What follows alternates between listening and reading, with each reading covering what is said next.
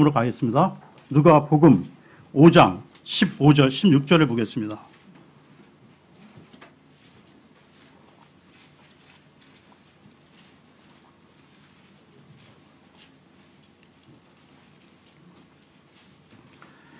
누가복음 5장 15, 16절입니다.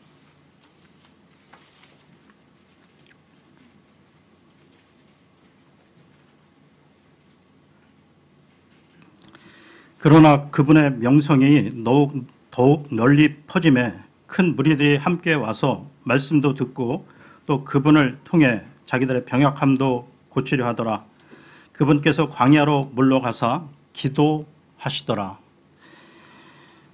이 구절의 전후 문맥을 보게 되면 예수님을 향해 큰 무리가 생명의 말씀과 치유를 받기 위해 예수님에게 몰려들었고 예수님께서는 날마다 이 바쁜 나날을 보내고 있는 상황이었다는 것이죠.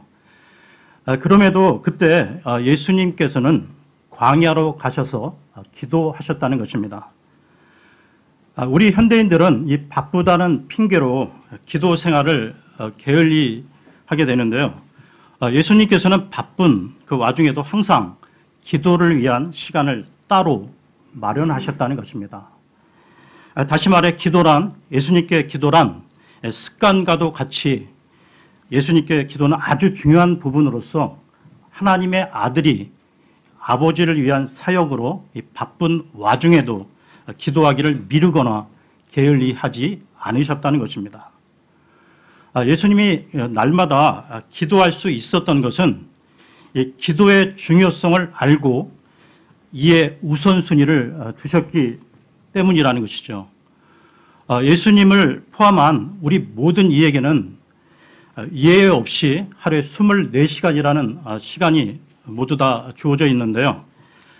우리 모두가 고려해야 할 것은 기도 생활이 우리 삶 속에서 얼마나 큰 비중을, 우선순위를 차지하느냐라는 것입니다.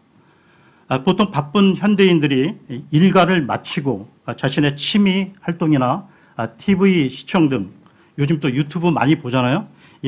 자기 하고 싶은 일들을 다 하며 남는 시간에 기도하려 한다면 아마도 기도는 하기 힘들어진다는 것입니다. 구원을 받았음에도 여전히 재성을 가진 우리가 말입니다. 우리의 기도를 방해하는 것은 여러 가지가 있겠지만 그중에서 우리의 대적, 이 사탄 마귀가 집요하게 기도 생활을 방해하는 것도 그 이유입니다. 성도의 기도를 사탄이 제일 싫어하고 두려워하기 때문입니다. 예수님의 삶을 통해 볼 수 있듯이 기도는 우리 삶 속에 가장 우선순위를 차지해야 마땅한 아주 중요한 습관이 되어야 한다는 것입니다. 그러므로 여러분, 기도를 시간이 나면 하는 것이 아니라 처음부터 기도하기 위한 시간을 따로 비워두어야 한다는 것이죠. 예수님의 기도와 관련해 한 부분 더 보겠습니다. 이번에는 누가복음 6장으로 가겠습니다. 6장 12, 13절을 보겠습니다.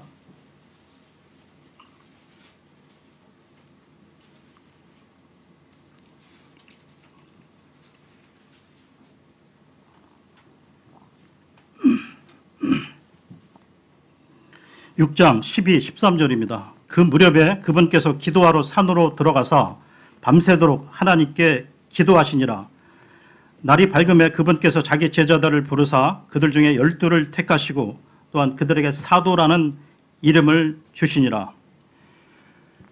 예수님께서는 밤새도록 하나님께 기도하셨다고 나오는데요.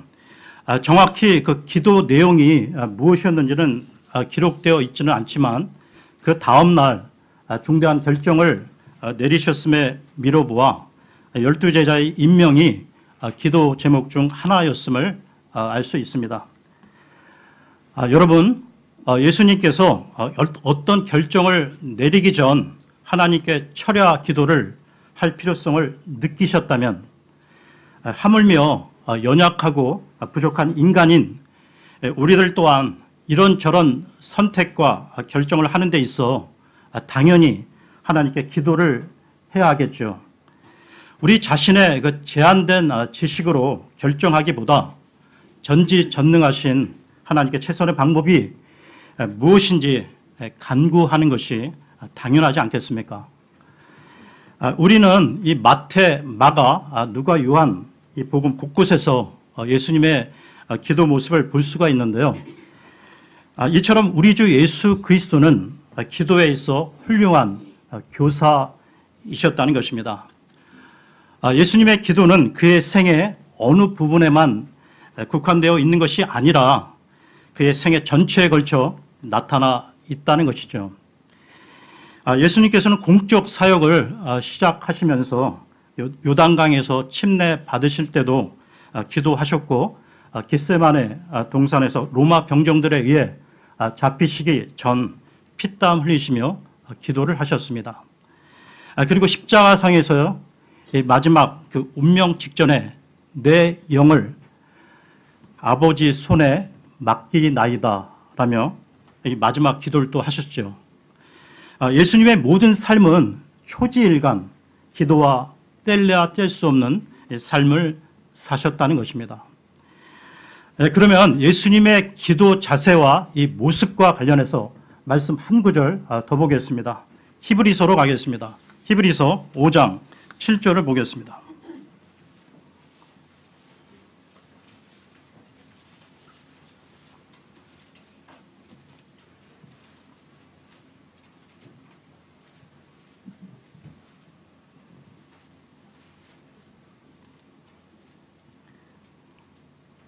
히브리서 5장 7절입니다.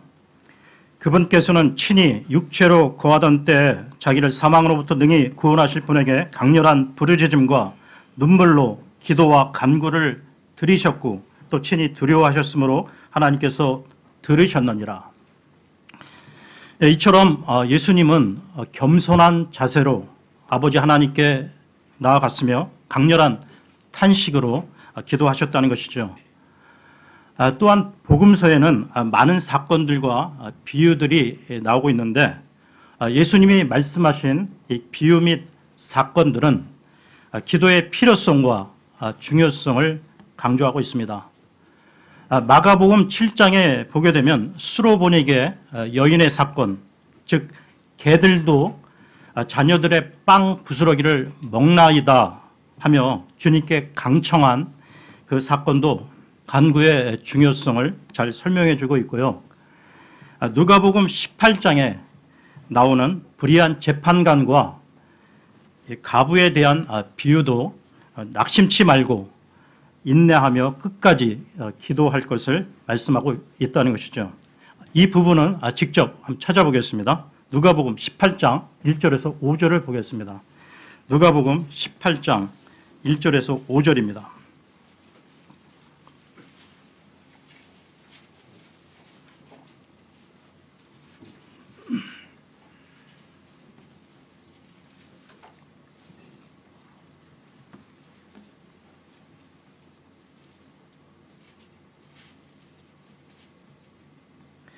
사람들이 항상 기도하고 낙심하지 말아야 할 것을 보여주시려고 그분께서 그들에게 비유를 말씀하여 이르시되 어떤 도시에 하나님을 두려워하지 아니하고 사람도 존중하지 아니하는 한 재판관이 있었고 그 도시에 한 가부가 있었는데 그녀가 그에게 가서 이르기를 내 대적에게 내 원수를 갚아 주소서 하되 그가 한동안 들어주지 아니하였으나 나중에 속으로 이르되 내가 하나님을 두려워하지 아니하고 사람도 존중하지 아니하지만 이 가부가 나를 괴롭게 하므로 내가 그녀의 원수를 갚아주리라.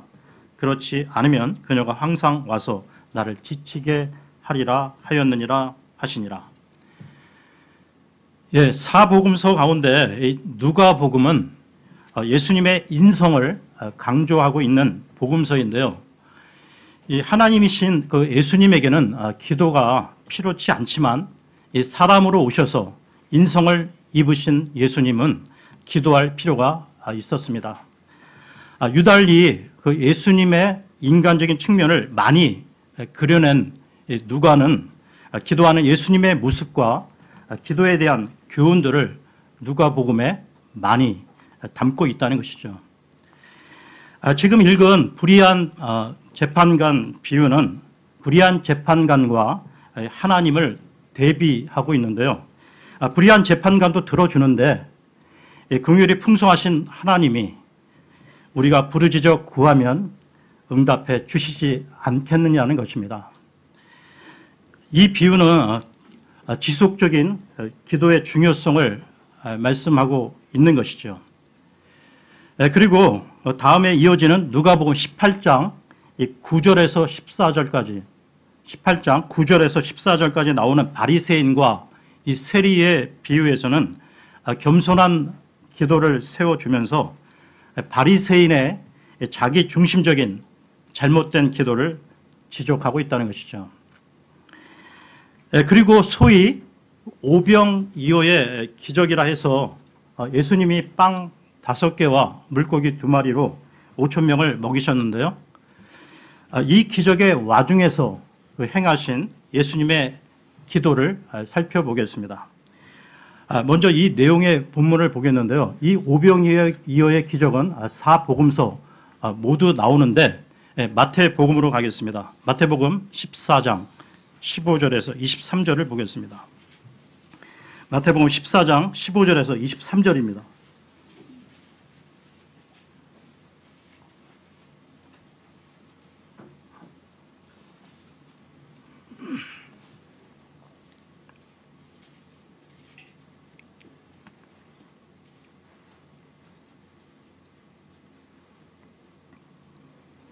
저녁이 되매 그분의 제자들이 그분께 나와 이르되 이곳은 애딴 곳이요 때도 이제 지났으니 무리를 보내어 그들이 마을로 들어가 스스로 양식을 사게 하소서 하거늘 예수님께서 그들에게 이르시되 그들이 떠날 필요가 없다. 너희가 그들에게 주어 먹게 하라 하시매 그들이 그분께 이르되 여기 우리에게는 단지 빵 5개와 물고기 2마리만 있나이다 하니 그분께서 이르시되 그것들을 이리로 내게 가져오라 하시며 무리에게 명령하사 잔디에 앉게 하시고 빵 5개와 물고기 2마리를 취하사 하늘을 우러러 보시며 축복하시고 빵들을 떼어 자기 제자들에게 주시매 제자들이 무리에게 주니 그들이 다 먹고 배를 채우고는 남은 조각을 12바구니에 가득 거두었더라. 먹은 자들은 여자들과 아이들 외에 5,000명쯤의 남자들이더라. 즉시 예수님께서 자기 제자들을 강건하사 자기가 무리들을 보내는 동안 배를 타고 자기보다 앞서 건너편으로 가게 하시고 무리들을 보내신 뒤에 기도하러 따로 산에 올라가셨다가 저녁이 되매 거기 홀로 계시더라. 이 오병이어의 기적이 요한복음 6장에도 나오는데요. 거기에 보면 이 기적을 베푸시니까 무리들이 예수님을 왕으로 삼으려는 것을 아시고 주님께서는 그 무리들을 떠나가셨다고 나오고 있습니다. 예수님은 자신을 열렬히 찾는 무리들을 떠나 하나님과 홀로 있는 시간, 즉 기도를 하시기 위해 그랬던 것이죠. 그러니까 예수님의 치유 사역과 가르침조차 하나님께 기도할 수 있는 시간과 장소를 확보하기 위해 잠시 보류되었던 것입니다. 왜냐? 기도는 가장 신령한 것이며 모든 사역 중 가장 중요한 사역이기 때문이죠. 여러분 다시 반복합니다. 기도는 모든 사역 중 가장 중요한 사역이라는 것입니다. 한편 많은 무리가 예수님을 왕으로 삼으려 했을 때 예수님은 유혹을 피하여 자신만의 기도 장소로 가셨는데요. 악을 이기는 힘의 근원이 기도에 있었기 때문입니다. 마찬가지로 우리가 이 악하고 음란한 세상을 살아가면서 우리가 피할 수 있는 피난처가 바로 기도인 것이죠. 세상이 우리를 유혹하고 미혹할 때 하나님과 단 둘이 있는 것이 우리의 안전을 지키는 것입니다. 다시 반복하지만 예수님은 먼저 기도할 수 있는 환경을 만드셨다는 것이죠. 장소를 옮기고 시간을 만드셨습니다. 그러니까 성도인 우리들도 막연하게 기도해야지 하고 하면 기도가 되는 것이 아니라 시간과 장소를 따로 떼어 놓아야 한다는 것이죠. 우리 모두 각자의 처지, 형편은 다르지만 우리 일상 가운데 따로 떼어놓는 시간과 장소를 만들어야 기도할 수 있음을 예수님께서는 알려주신 것입니다. 예수님은 죄가 없으셨지만 그럼에도 그분은 새벽 미명에 때로는 밤새도록 기도하시기도 했는데요. 새벽 기도와 철야 기도를 하셨다는 것입니다. 기도가 얼마나 중요한 것인지를 자신의 삶을 통해 우리에게 보여주시고 모델이 되어주신 것이죠. 또한 주님은 일과 이 기도의 균형을 이루셨다는 것입니다. 주님께서는 사역할 시간에 사역을 하셨고 또한 따로 시간을 떼어 기도하셨다는 것이죠. 신앙인들 가운데 어떤 이가 기도는 많이 하는데 아무 일도 하지 않거나 또는 반대로 하는 일이 많다고 기도하지 않는 것은 둘 다 균형이 깨진 것입니다. 여러분 잊지 마십시오. 불신자가 아닌 우리 성도들이 날마다 살아가는 현실의 모든 삶은 본질적으로 영적 전쟁이라는 것입니다. 이와 관련해서요. 에베소서로 가겠습니다. 에베소서 6장 10절에서 17절을 보겠습니다. 에베소서 6장 10절에서 17절입니다.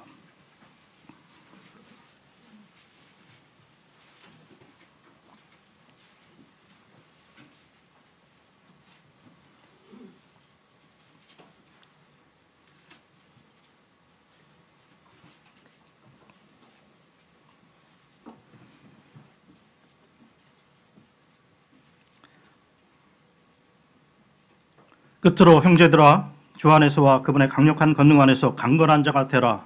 너희가 마귀의 관계들을 능히 대적하며 서기 위해 하나님의 전신갑주를 입으라. 우리는 살과 피와 맞붙어 싸우지 아니하고 정사들과 권능들과 이 세상 어둠의 치리자들과 높은 처소들에 있는 영적 사악함과 맞붙어 싸우느니라. 그러므로 너희가 악한 날에 능히 버티어내고 모든 일을 행한 뒤에 서기 위해 하나님의 전신갑주를 취하라. 그런즉 서서 진리로 너희 허리를 동여매고 의의 흉갑을 입으며 화평의 복음을 예비한 것으로 너희 발에 신을 신고 모든 것 위에 믿음의 방패를 취하여 그것으로 너희가 능히 그 사악한 자의 모든 불화살을 끄며 구원의 투구와 성령의 검 곧 하나님의 말씀을 취하라.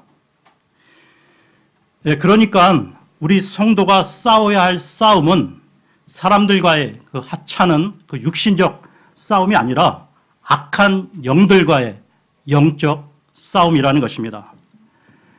이 에베소서 6장의 그 문맥 차원에서 그 앞장인 에베소서 5장을 보게 되면 5장 18절에 술 취하지 말라 오직 성령 충만하라.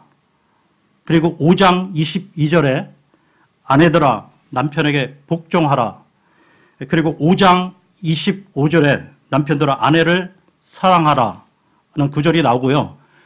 그리고 6장에 들어와서는 자녀들아 부모에게 순종하라. 또 부모들은 자녀들을 노엽게 하지 말고 주의 교육과 훈계로 양육하라고 나오고 있습니다. 그리고 6장 5절에 종들아 주인 된 자에게 순종하라고 나오는데요.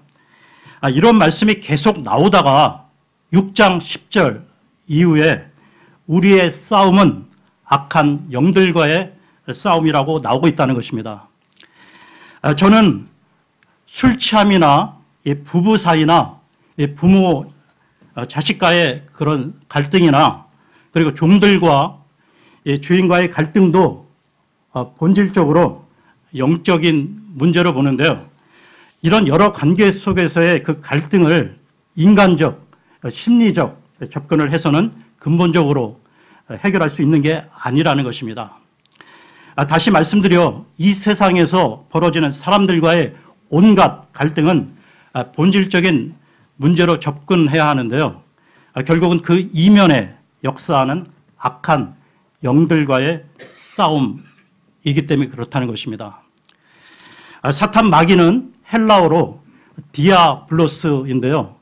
합성어로 되어 있습니다. 나누어 보면 헬라어 디아는 누구 사이에 라는 뜻이고요. 블로스의 어는 던지다 라는 뜻을 갖고 있습니다. 그러니까 디아블로스는 누구 사이에 던지다 라는 뜻이 되는데요. 그래서 마귀는 사람 관계 사이에 들어가 갈라지도록 이간질하고 참소하는 자라는 것입니다. 세상뿐만 아니라 교회 내에서도 이간질하는 사람이 얼마든지 있을 수 있는데요. 형제 자매들 사이에 이쪽에 가서는 이 말하고 저쪽에 가서는 저 말하는 다른 말하는 사람도 있잖아요. 우리는 이에 대해 경각심을 가지고 그런 사람은 특별히 주의해서 지켜보아야 한다는 것입니다. 그 사람은 마귀의 사역을 하고 있기 때문입니다. 뱀의 혀는 두 가닥으로 갈라져 있죠. 뱀은 한 입으로 두 말하는 가문이설의 대명사로 알려져 있습니다. 그러니까 모든 인간관계 갈등에 있어서요, 그 본질은 악한 영과의 영적 싸움이라는 것입니다. 그래서 우리가 이 싸움을 잘 하기 위해서는 반드시 영적 무장이 필요한데요. 머리에는 구원의 투구를 쓰고 가슴에는 의의 흉갑을 입으며 허리에는 진리로 동요매하며 발에는 화평의 복음의 신발을 신고 손에는 믿음의 방패를 들며 또 한 손에는 성령의 검, 곧 하나님의 말씀을 들어야 한다는 것입니다. 이러한 여섯 가지의 하나님의 전신갑주로 완전 무장한 이후에 그 정점에서 강조하는 것이 기도라는 것이죠.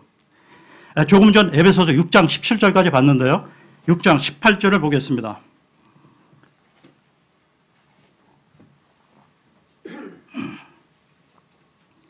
모든 기도와 간구로 성령 안에서 항상 기도하되 모든 성도를 위해 모든 인내와 간구로 그 일에 깨어 있고, 그러면서 이 중요한 기도를 성령 안에서 무시로 항상 하라는 것이죠. 그러니까 결론적으로 말해 이런 영적 싸움에서 가장 강력한 무기이며 가장 중요한 승리의 열쇠는 기도라는 것입니다. 그런데 여러분, 이 바른 기도는 하나님과의 바른 관계에서 시작된다는 것이죠. 우리가 살아가면서 겪게 되는 이 부부관계, 부모 자식 관계, 형제 관계 등 모든 인간 관계 갈등의 해법은 그 자신이 먼저 하나님과 바른 관계를 맺고 그 상대방도 하나님과 바른 관계를 맺게 될 때 그 갈등의 근본적 해결이 시작되는 것입니다. 그러니까 문제 해결에 있어 최우선순위가 하나님과 나와의 바른 관계라는 것이죠. 그래서 성도는 죄를 지으면 안 된다는 것입니다. 죄를 지으면 하나님과 이 바른 관계, 소통이 막히기 때문이죠. 교회 사역도 마찬가지입니다. 그래서 그 어떤 사역 이전에 먼저 올바른 기도의 자리로 나와야 하고 그 다음 기도의 승리를 경험해야 한다는 것입니다. 출애굽기 17장에 보게 되면 두 개의 치열한 현장이 나오는데요. 직접 찾아보겠습니다. 출애굽기 17장 8절에서 13절을 보겠습니다. 8절에서 13절입니다.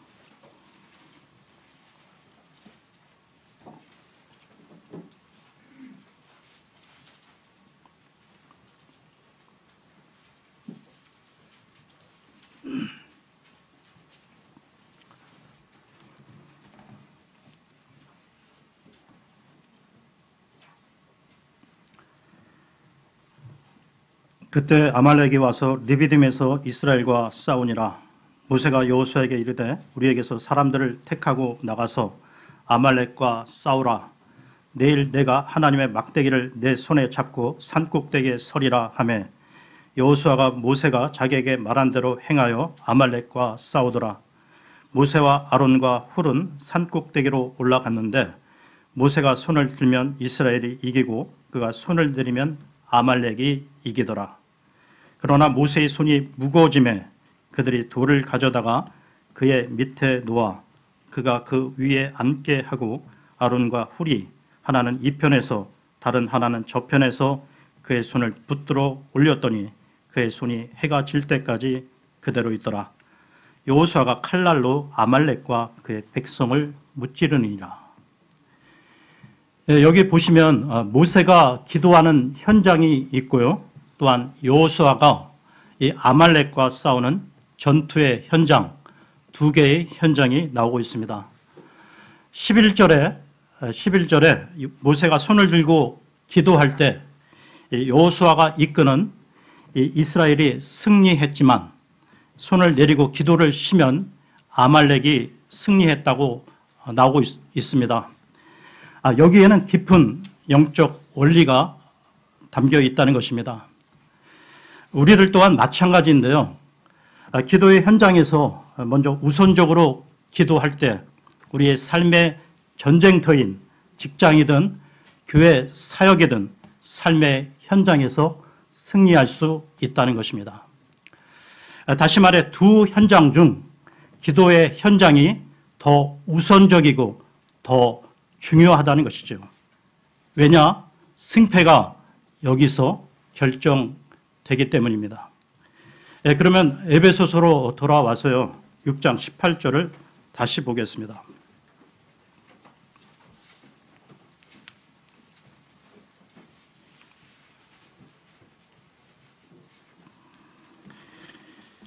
에베소서 6장 18절입니다.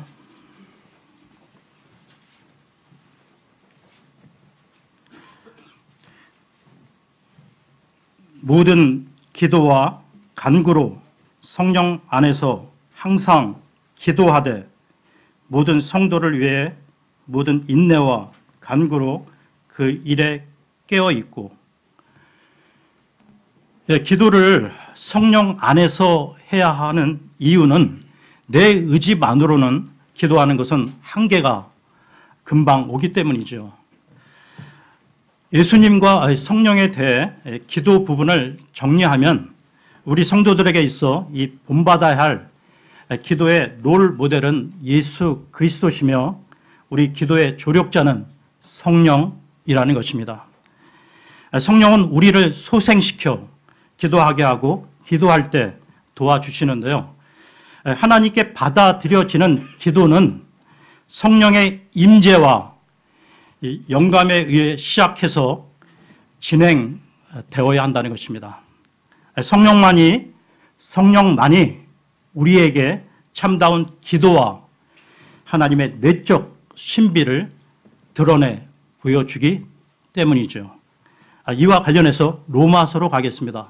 로마서 8장 26절, 27절을 보겠습니다. 로마서 8장 26, 27절입니다.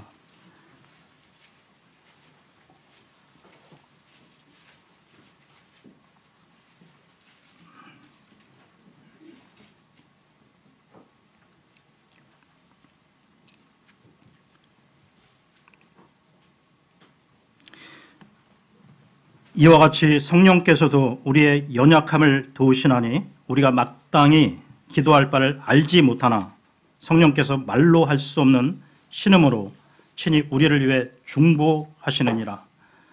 마음을 살피시는 분께서 성령의 생각이 무엇인지 아시나니 이는 그분께서 하나님의 뜻대로 성도들을 중보하시기 때문이니라. 이처럼 우리가 성령 안에서 기도해야 하는 이유는 아버지 하나님의 뜻을 잘 아시는 성령이 우리가 기도할 때 하나님의 뜻대로 기도하게 하시기 때문입니다. 또한 성령은 우리 기도에 있어서 능력의 원천이 되시는데요. 어떤 사람이 기도하지 못하는 내면의 이유는 그 사람 안에 성령의 역사가 없기 때문이며 또한 기도를 해도 나약한 이유는 그 사람 안에 성령이 강하게 역사하지 못하기 때문입니다. 그러니까 기도의 능력은 그 사람 안에 계신 성령에 의해 결정된다는 것이죠. 그러므로 우리는 기도가 막히지 않도록 죄를 멀리하고 지속적으로 성령 충만을 구해야 하는 것입니다. 그러면 능력과 역사가 나타나는 기도와 관련해서요, 야고보서로 가겠습니다. 야고보서 5장 16절을 보겠습니다. 야고보서 5장 16절입니다.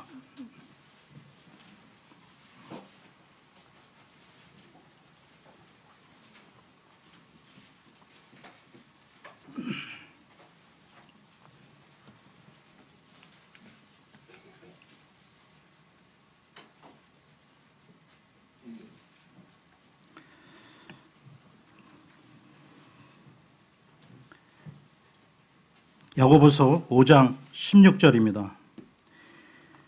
너희 잘못들을 서로 고백하고 너희가 병고침을 받도록 서로를 위해 기도하라. 의로운 자의 효력이 있고 뜨거운 기도는 많은 유익이 있느니라. 참고로 말씀드리면 여기 나오는 이 잘못이 개역 성경은 죄로 변개되어 있는데요. 이 잘못과 죄는 그 의미가 많이 다르기에 교리적으로 많은 혼란을 가져왔다는 것입니다.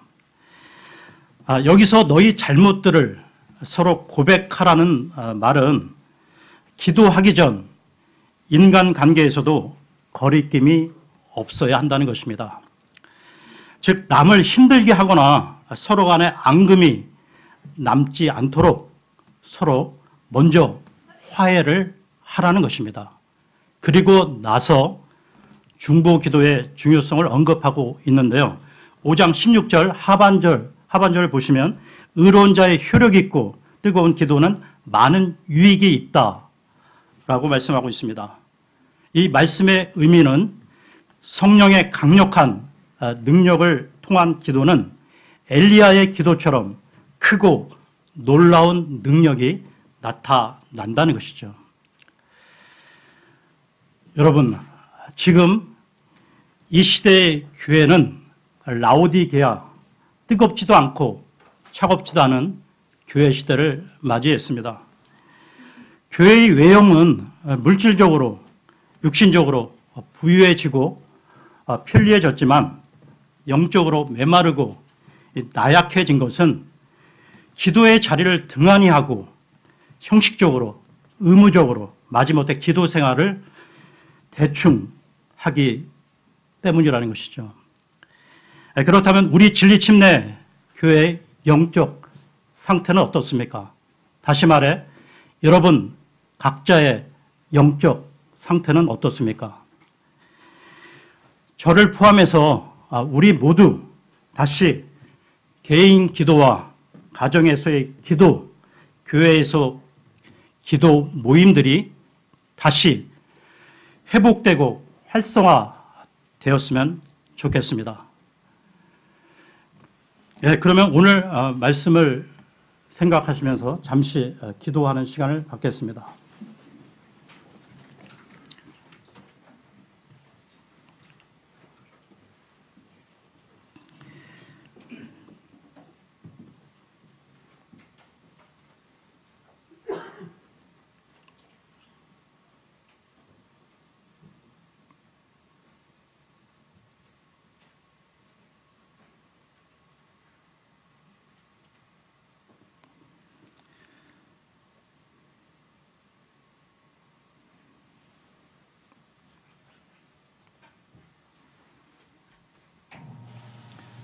그러면 다 같이 일어나셔서 찬송가 947장을 부르겠습니다. 947장입니다.